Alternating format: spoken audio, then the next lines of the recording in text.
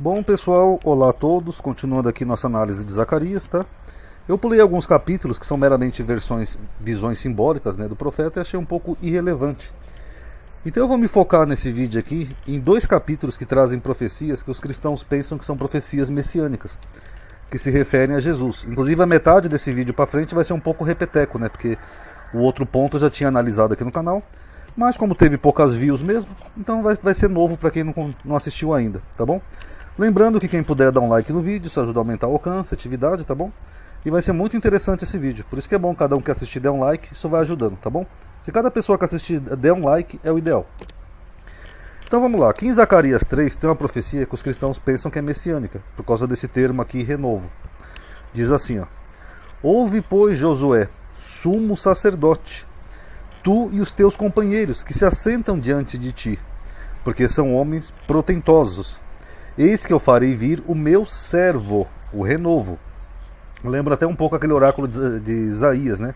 Então os cristãos pensam que aqui o servo do Senhor, o renovo, seria o Messias. Só que não é disso que o autor está falando, que aqui no capítulo 6 ele identifica quem que é esse renovo. Ele fala assim, ó: toma, digo, prata e ouro, e faze coroas, e põe na cabeça do sumo sacerdote Josué, filho de Josadaque, e fala-lhe dizendo: assim diz o Senhor dos Exércitos, eis aqui o homem cujo nome é Renovo. Então de quem que o autor está falando aqui, pessoal? Do sumo sacerdote Josué. Inclusive, para quem não sabe, aqui, segundo a teologia, há uma disputa política aqui na época entre Zorobabel e Josué. Alguns acham que aqui houve até uma alteração aqui, que aqui seria Zorobabel, que teve essa coroação simbólica aqui, tá bom? É uma hipótese. Ele brotará do seu lugar e edificará o templo do Senhor. Aqui, ó, quem edificou o templo foi Zorobabel. Então é dele que ele está falando. Por isso que alguns acham que aqui onde está Josué não é Josué, seria Zorobabel. Tá, uma curiosidade para vocês. Ele mesmo edificará o templo do Senhor e ele levará a glória. Pergunto, Jesus edificou algum templo? Não, então não é Jesus, pessoal.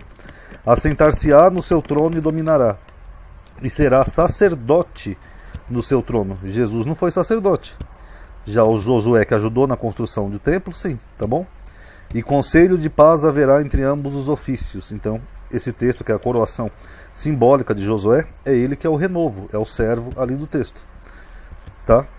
Outra profecia de Zacarias que os cristãos pensam que é de Jesus é essa aqui, ó: assim diz o Senhor dos Exércitos, naquele dia sucederá que pegarão 10 homens, lembrando que aqui é só simbólico, tá? Não é literal, de todas as línguas das nações, pegarão, sim, na orla das vestes de um judeu, dizendo: iremos convosco, porque temos ouvido que Deus está convosco. Então o que o autor está falando aqui? Que pessoas de várias línguas diferentes, de nações diferentes, iriam pegar nas vestes de um judeu. Isso se aplica a Jesus? Não, porque Jesus, na verdade, ele não permitiu que nenhum estrangeiro se aproximasse dele. Só aquele centurião romano, que aqui ele fala assim, ó: eis que uma mulher cananeia, ou seja, era estrangeira, de outra língua, de outro povo, que saíra daquelas cercanias, clamou dizendo: Senhor, filho de Davi, tem misericórdia de mim, que minha filha está miseravelmente endemoniada. Mas ele não respondeu palavra. E os seus discípulos, chegando aos pés dele, rogaram-lhe, dizendo: despede-a, que vem gritando atrás de nós. E ele respondeu e disse: eu não fui enviado, senão para as ovelhas perdidas da casa de Israel. Tá bom, pessoal? Continuando aqui. Essa outra profecia que eu já mostrei em outro vídeo, que fala assim. Bom, continuando. Vocês desculpa, eu tive que dividir o vídeo e fazer um corte, porque me ligaram bem na hora que eu estava fazendo o vídeo. Mas vamos lá. Aí aqui no capítulo 9 tem outra profecia que eles também aplicam a Jesus, que é aquela do jumentinho. Inclusive Mateus cita nessa profecia. Alegra-te muito, ó filha de Sião, exulta, ó filha de Jerusalém. Eis que o teu rei virá a ti, justo e salvador, pobre, e montado sobre um jumento e sobre um jumentinho, filho de jumenta. Então, como Jesus tem a entrada triunfal dele segundo o Novo Testamento, eles acham que é de Jesus que está falando. É engraçado que várias pessoas entraram em Jerusalém com jumento, né? Até Apolônio de Tiana, mas eles acham que é de Jesus. Agora vamos analisar o contexto. O profeta começa profetizando julgamento contra diversos povos. Peso da palavra do Senhor contra a terra de Adraque e Damasco, seu repouso, porque o olhar do homem e de todas as tribos de Israel se volta para o Senhor, e também Amate, que confina com ela, e Tiro e Sidom, ainda que sejam mais sábias. Adrak era uma cidade ao norte da Síria, chamada Atarica, em assírio, ao sul de Alepo. Era uma cidade importante da Celecíria. Ramate, fortaleza ou recinto sagrado. E essas aqui são as conquistas de Alexandre o Grande, essas cidades, ó. Alexandre cercou a cidade de Tiro, matou todos os homens de idade militar e vendeu as mulheres e crianças como escravas. Permaneceu na Fenícia e na Síria por aproximadamente 3 meses. As colheitas eram armazenadas e os suprimentos eram levados ao Eufrates. O sátrapa da Síria deixou de coletar os suprimentos necessários e Alexandre o substituiu. Então os judeus de Samaria se rebelaram e mataram o sátrapa, sofrendo retaliação por parte de Alexandre, devido à atitude deles. Tá? Ele removeu a maior parte da população e fez da Samaria uma cidade mista, como Gerasa, em Decápolis. Após esmagar a resistência persa em Tiro, Alexandre seguiu pela linha costeira até o Egito, tomando as cidades da Filistia. O historiador judeu Flávio Joséfo relatou que quando os macedônios entraram em Jerusalém, os judeus mostraram a Alexandre uma profecia do livro de Daniel, Daniel 8:21 e Daniel 11:3, que descrevia um poderoso rei grego que conquistaria o Império Persa. Ele então poupou Jerusalém da destruição e avançou rumo ao Egito, Alexandria. Então isso aqui segundo Joséfo, tá? Ele fala que os judeus mostraram uma profecia para ele, aí por causa disso ele poupou Jerusalém. Agora o versículo 8 mostra que Jerusalém seria poupada, aqui em Zacarias.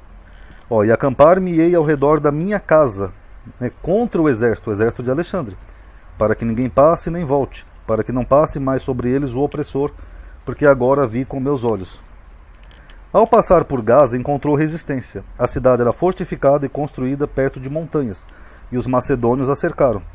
Alexandre foi ferido durante a batalha, mas seu exército destruiu a cidade, matando civis e vendendo milhares de outros como escravos. Alexandre seguiu pela costa do Mediterrâneo, e em 332 a.C. ele entrou no Egito, saudado como libertador do povo. Até mesmo depois da sua morte, ele era tratado como uma divindade. Ali ele fundou a cidade de Alexandria, por isso que a cidade tem esse nome, Alexandria, que foi um dos centros urbanos mais prósperos da antiguidade e capital do Egito Ptolomaico. Com o Egito sob seu controle, Alexandre não voltou pelo caminho de Jerusalém, mas seguiu em direção da Babilônia, na Mesopotâmia, o atual Iraque, o centro do Império Persa. Pela segunda vez ele confrontou Dário III, agora na Batalha de Gilgamela, também chamada de Batalha de Arbela. Galgamela é a atual cidade de Tel Gomel, perto de Erbil ou Arbil, no Iraque, e o venceu, submetendo o Império Persa ao seu controle. Dário III fugiu, como tinha feito na primeira derrota, em Issu, ou Issu, na parte oriental da Sicília, na Ásia Menor. Desta vez ele fugiu para Ecbatana, antiga capital da Média e atual cidade de Ramadã. A cidade da Babilônia deixou que o exército macedônio entrasse livremente pelos seus portões, para que não fosse destruída.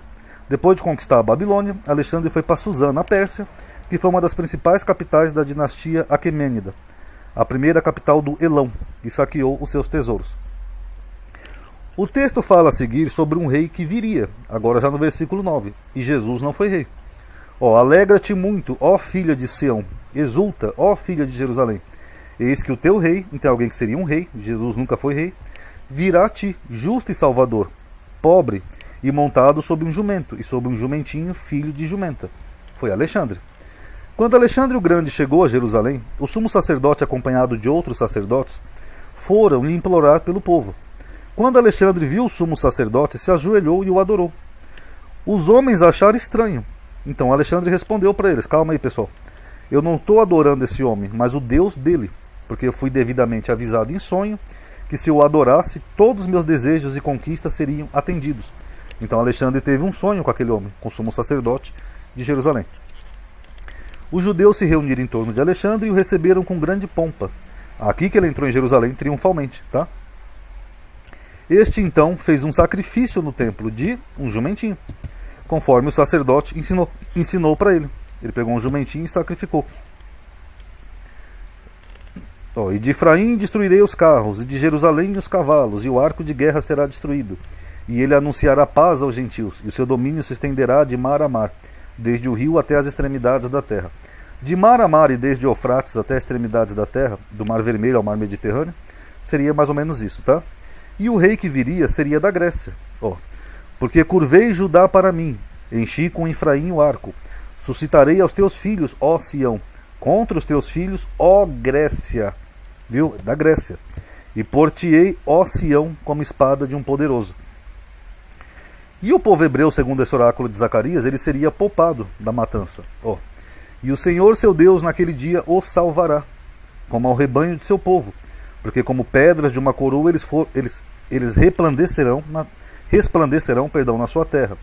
Porque quão grande é a sua bondade, e quão grande é a sua formosura. O trigo fará florescer os jovens, e o mosto as virgens. Então, Jerusalém foi realmente salva. Alexandre o Grande não destruiu Jerusalém, não matou ninguém ali, ele foi para o Egito. Já Jesus, quando ele veio, nós tivemos o quê? A queda de Jerusalém. Tá? Então essas profecias elas são usurpadas pelo Novo Testamento, pelos autores, mas elas não falam de Jesus. Aquela primeira nós vimos que o renovo é o sumo sacerdote Josué, e aqui nós vemos que o rei que viria montado no jumentinho era Alexandre o Grande. Tá bom, pessoal? Então quem gostou dá um like aí no vídeo, espero que tenham gostado. Obrigado por terem assistido. Paz a todos.